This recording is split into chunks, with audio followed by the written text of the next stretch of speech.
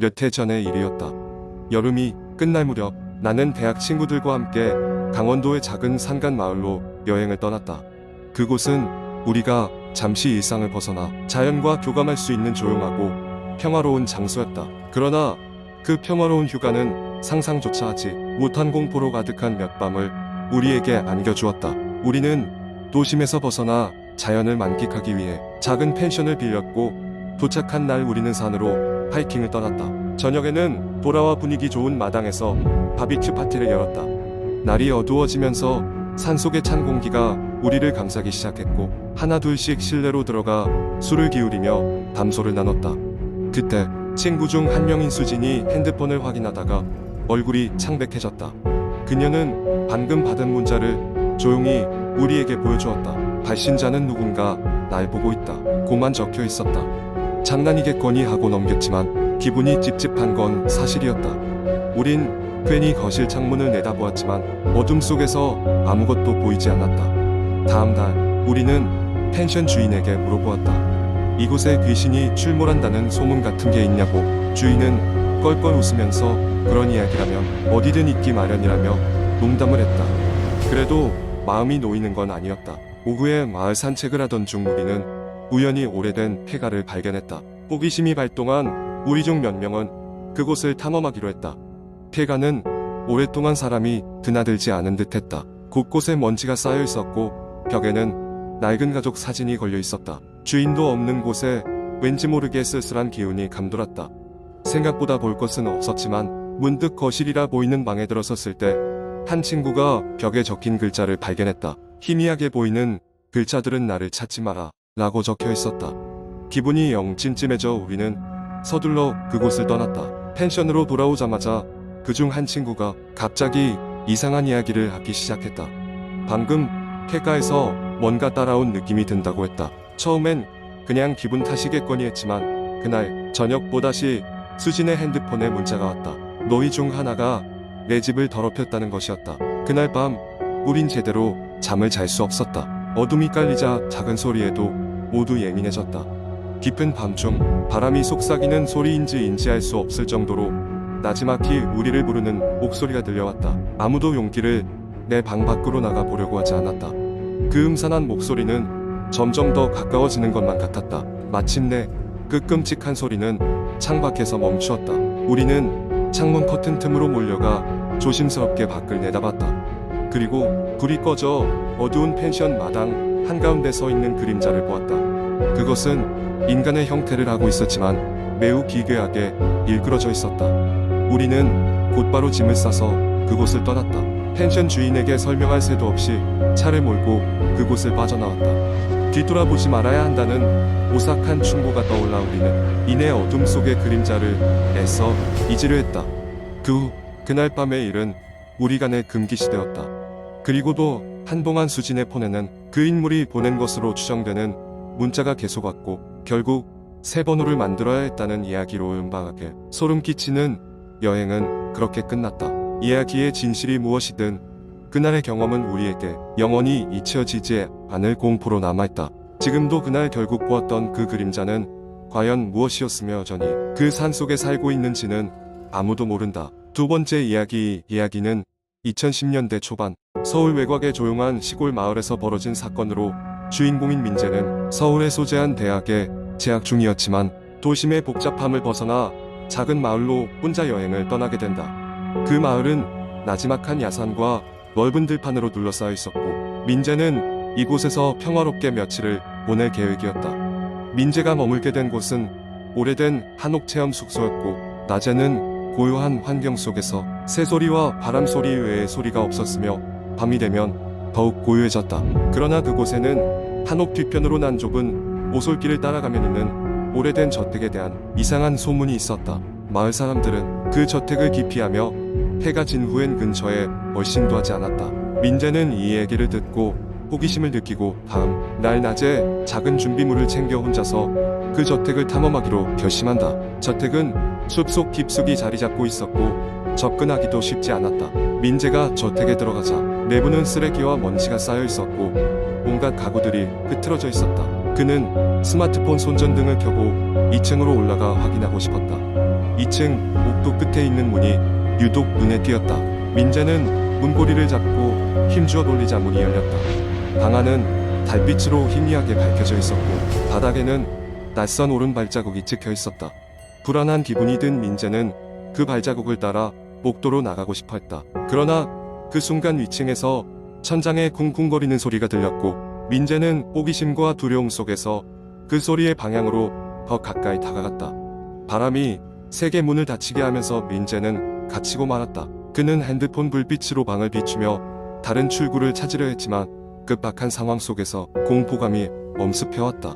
결국 민재는 방 안쪽에 뭉클인 채로 밤을 지새우게 되고 아침이 되어 마을 주민들이 그를 찾기 위해 저택에 도착했을 때 그는 혼비백산한 모습으로 발견되었다. 이후 민재는 다시는 그 마을에 가지 않았고 그의 공포스러운 경험은 사람들 사이에서 회자되며 그 수수께끼의 저택은 더욱 전설적인 존재로 남게 된다. 세 번째 이야기. 한국 인터넷에는 다양한 공포썰이 떠도는데 그 중에서도 가장 기억에 남는 이야기를 하나 소개하고자 한다. 이 이야기는 오호대학교 기숙사의 13층 괴담으로 알려져 있다. 오호대학교는 오래된 역사를 가진 곳으로 학교의 기숙사 건물도 꽤나 오래된 편이었다. 이 기숙사는 12층 건물로 각 층마다 학생들이 생활하고 있었다. 그러나 학생들 사이에서는 오래전부터 기묘한 소문이 돌고 있었다. 그것은 바로 13층에 가면 안 된다는 소문이었다. 공식적으로는 12층 건물이었기 때문에 13층이라는 것은 존재하지 않을 터였지만 학생들은 밤이 되면 13층에서 소리가 난다고 수군거렸다. 이야기의 시작은 한 룸메이트가 인턴십을 떠나 한동안 혼자 기숙사에서 지내게 되면서 시작되었다. 혼자 있는 것이 자유롭기도 했지만 밤이 되면 그는 이상한 소리를 듣기 시작했다. 그 소리는 마치 사람이 걸어 다니는 소리였고 가끔은 속삭임으로 들리기도 했다. 처음에는 바람 소리거나 옆방에서 나는 소리겠거니 생각했지만 소리는 밤마다 점점 더 또렷해졌다. 어느 날 밤 유난히 소리가 크게 들리던 날 그는 용기를 내어 그 소리의 근원을 찾아보기로 마음먹었다. 소리가 나는 방향으로 걸음을 옮기다 보니 소리는 마치 천장에서 나고 있는 것처럼 느껴졌다. 더 기묘한 것은 대각선 방향 위쪽에서 나는 것처럼 소리가 움직인다는 것이었다. 그는 갑자기 13층 괴담이 떠올랐고 뭔가에 이끌리듯 계단을 올랐다.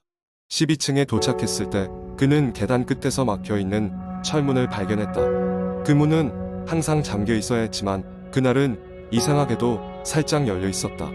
호기심과 두려움에 떨리는 손으로 문을 밀자 어둠 속으로 통하는 복도가 나타났다. 그가 걸음 옮기자 갑자기 소리가 더 명확해졌고 그의 가슴은 두근거리기 시작했다. 복도를 따라 걷다 보니 오래돼 보이는 나무 문 하나가 그의 눈에 들어왔다. 놀랍게도 문은 살짝 열려 있었고 그 안에는 희미한 빛이 새어나오고 있었다. 그는 떨리는 손으로 문을 밀고 들어갔다. 방 안은 낡았지만 누군가가 살았던 흔적이 있었다. 벽지에는 이상한 낙서와 그림이 있었고 방구석 한 곳에는 오래된 라디오가 놓여져 있었다. 계속해서 들리던 소리는 바로 이 라디오에서 흘러나오는 듯했다. 음악도 대화도 아닌 그저 이상한 잡음이었다. 그가 라디오를 끄려고 손을 뻗는 순간 갑자기 방 안의 기온이 떨어지며 싸늘한 기운이 감돌았다. 그리고 그는 누군가의 시선을 느꼈다. 등 뒤를 돌아보았을 때 아무도 없었지만 그는 뭔가 있음을 확신했다. 공포에 사로잡혀 방을 뛰쳐나온 그는 계단을 내려가며 이상한 소리를 한 번 들었다. 그것은 뒤이은 가녀린 웃음소리였다. 그날 이후로 그는 13층에 대해 이야기하는 것을 피했다. 그러나 그 밤의 경험은 지워지지 않았고 그는 기숙사를 떠날 때까지도 그때의 기억에 시달렸다. 현재 그 기숙사는 철거되었고 이제는 새로운 건물이 들어섰지만 여전히 그곳에서 들린다는 소문이 가끔씩 들려온다. 학생들은 13층 괴담을 잊지 않고 그곳을 지나칠 때마다 두려움과 호기심을 느끼곤 한다. 이 이야기는 그렇게 여전히 많은 이들에게 전해지고 있다. 네 번째 이야기. 서울의 변두리에 위치한 작은 마을. 이름도 낡아서 누렇게 변색된 도로 표지판이 아닌 이상 아무도 찾지 않을 그런 곳. 그곳에 민수라는 청년이 살고 있었다. 민수는 어느 평범한 여름날 오후 오래된 고향집의 다락방을 청소하다가 붉은색의 낡은 일기장을 발견하게 되었다. 먼지로 두껍게 쌓인 일기장의 표지를 털고 열어본 순간 그의 손은 뻣뻣해졌다. 일기장은 그의 할머니가 쓰던 것인데 내용은 할머니의 일상보다는 마을의 괴담들로 가득했다. 첫 장에 적혀 있는 일화는 마을의 숲속 깊은 곳에 위치한 오두막에 관한 것이었다. 오두막은 이미 존재하지 않는다는 이야기를 들었지만 할머니는 그곳에 무언가 가 있다고 설명하고 있었다. 할머니의 일기에 따르면 오두막은 한 외딴 가족이 살던 곳이었는데 어느 날 밤 가족이 모두 사라졌다고 한다. 그때 이후로 오두막은 폐허가 되었으며 아무도 그곳에 가지 않으려 했다. 이상한 기운이 감돌고 무엇보다도 굶주린 울부짖음 소리가 매밤 들려왔기 때문이다. 마을의 노인들은 이 소리가 저주받은 가족의 영혼이 배고픔을 견디지 못해 애는 소리라며 아이들에게 숲에 들어가지 말라고 경고했다. 하지만 민수는 호기심이 발동했다. 그는 이 모든 것이 단지 옛날 사람들의 두려움을 기반으로 한 허구라고 생각했다. 그렇게 그는 친구 2명과 함께 오두막을 찾아 나서기로 결심했다.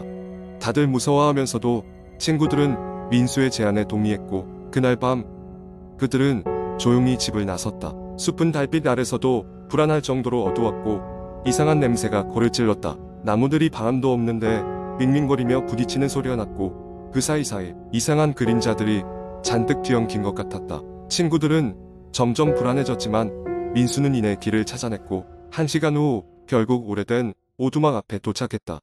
오두막은 각종 덩굴에 뒤덮여 있었고 문은 세월에 못 이겨 반쯤 떨어져 나갔다. 친구들은 들어가기 전에 잠시 멈춰 불안한 기색으로 서로를 쳐다보았다. 민수가 먼저 조심스럽게 발을 들여놓자 삐걱거리는 소리가 울려 퍼졌다. 흙먼지와 곰팡이 냄새가 코를 찔렀고 커다란 거미줄이 이리저리 얽혀 있었다. 그들이 방을 살펴보자 방 한가운데 오래된 식탁이 있었고 그 위에는 다 썩어 문드러진 낡은 놀이기구들이 있었다. 모든 것이 고요했다. 하지만 2층으로 올라가려는 순간 발밑에서 싸늘한 바람이 불어와 지나갔다. 갑자기 방 바닥에서 아이의 웃음소리가 들려왔다. 장난스러운 듯하지만 이상하게도 날카로운 웃음소리였다. 갑작스런 소리에 놀란 친구들은 얼어붙었다. 민수는 용기를 내 스마트폰 불빛으로 바닥을 비췄다. 그때였다. 무언가가 반짝였고 빨간 눈동자 같은 것이 그를 쳐다보고 있었다. 그는 순간 몸이 자신의 뜻대로 움직이지 않았다. 마치 온 몸이 얼어붙은 것만 같았다. 다른 친구들도 그 순간을 놓치지 않았고 놀라움에 뒷걸음질 쳤다. 그 순간 민수의 정면에 있는 벽에 기이한 형체가 나타났다. 사람의 형태를 하고 있었지만 온몸이 삐뚤빼뚤 뒤틀려 있었다. 그 형체는 천천히 손을 내밀며 다가왔고 그 손에서 미세한 울음소리가 흘러나왔다. 민수는 자신이 할 수 있는 최선의 선택을 하기로 결심하고 급히 돌아서서 도망치기 시작했다. 친구들도 호흡조차 잊은 채 그를 따라 숲속을 미친 듯이 달렸다. 숲을 빠져나와 마을로 돌아왔을 때 셋은 기진맥진한 상태였다. 서로의 안위를 확인한 후 다시는 그 숲에 가지 않겠다고 맹세했다. 몇 주가 지나고 민수는 오두막에서의 경험을 잊으려고 했지만 도저히 잊을 수가 없었다. 심지어 밤마다 그의 꿈속에 오두막의 형체가 나타나 불길한 웃음소리를 내며 그를 쫓아왔다. 아무리 고개를 돌려도 민수의 뒤에는 항상 그 붉은 눈동자가 있었다. 결국 민수는 색다른 해결책을 찾아야 했다. 그는 모든 것을 처음으로 일기장에 적었던 할머니의 무덤을 찾아가 무릎을 꿇고 그간의 이야기를 털어놓았다. 그러자 산들바람이 그를 둘러싸며 할머니의 젊은 시절 목소리가 귓가에 속삭이듯 들려왔다. 마음의 짐을 내려놓거라. 그것이 내가 가진 두려움을 없앨 유일한 방법이니. 그날 이후로 민수는 다시 꿈속에서 오두막을 보지 않았고 그의 마음속에 남아있던 공포도 사라졌다.